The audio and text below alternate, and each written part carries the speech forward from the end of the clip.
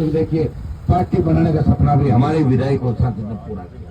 जब देश के किसी कोने में चले जाओगे, आप कह दो कि हम नागौर के लोग हैं, नागौर हनुमान जी बेनीवाल है, वहाँ पे वे तेजाजी महाराज है, वहाँ पे मीराबाई है, ऐसी बात करो। आप सोचोगे हमारा एमपी कितना मजबूत है, देश के हर कोने के अंदर व्यक्ति को जानते हैं, तो हर गरीब की आवाज बनता है, तो हर शोषित पीड़ित की आवाज बनता है।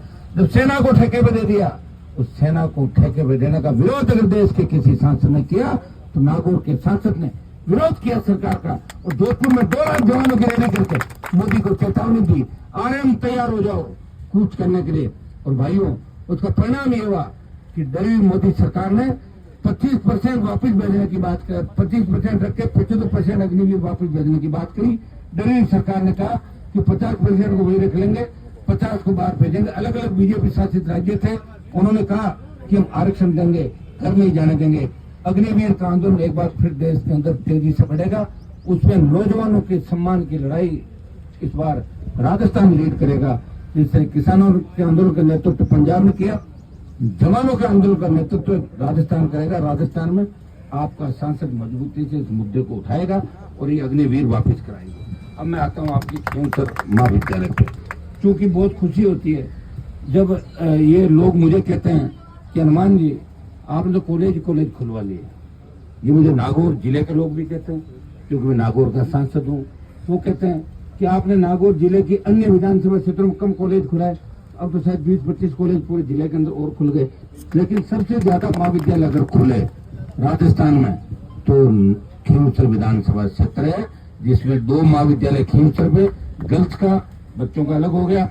पांचरा में कॉलेज खुला गांव के अंदर, कुचेरा में जहाँ युग चलता था, मृदाओं ने राजनीति की शुरुआत करी अपने गांव के अंदर। उन्हें तो कीचड़ मिटा सके, न सीसी रोड बना सके, वो भी मैंने धरना देकर बनाई। एक मुकदमा मेरे बहुत चला, मेरे गांव के अंदर सीसी बनाई, 4-4 फुट कीचड़ के अंदर लोग चलते थे। वहां महाविद्यालय खुलवाया कुचेरा के अंदर।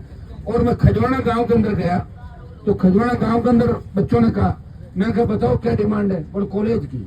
मैंने कहा खोल दी। मैं कोई अशोक गहलोत या वो कोई प्रदेश का वो सीएम या पीएम नहीं था, लेकिन बच्चों ने कहा कि कॉलेज खुलाओ। मैंने कहा खुल गई कॉलेज, और ईश्वर की कृपा से मैंने लिख के दिया और खजवाड़ा कॉलेज भी खुल गई यहाँ पर। तो खजवाड़ा के अंदर भी बिल्डिंग तैयार हो रही है, शायद अच्छी तरीके से आने वाले टाइम में।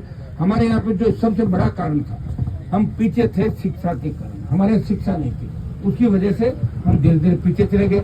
आप देखिए शिक्षा का नजारा ही अलग हो गया जब कॉलेज खुली। अब कॉलेजें खुली, उससे पहले कि अपन उसमें बैक में जाएंगे, जब प्राइवेट स्कूल भी खुल रहे हैं, कॉलेज खुल रहे हैं, आप देखेंगे कि शिक्षा का नजारा बिल्कुल अलग होता है।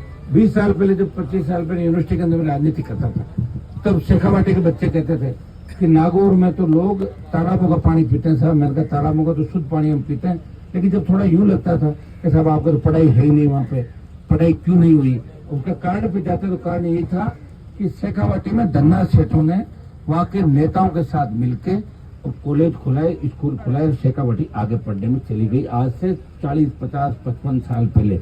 और हमारे नेताओं ने क्या किया कि जो भी कोई धन्ना सेठ आता उसको या तो पिटवा देते थे या उसको मुकदमा दर्ज करके भाग जाता, 2 पैसे खर्च नहीं करता, और खुद ये भाषण देते थे कि पढ़ोगे तो बर्बाद हो जाओगे, रेल चलेगी, चोर आएंगे, बिजली आई तो करंट आएगा, पढ़ो मत, पढ़ो मत।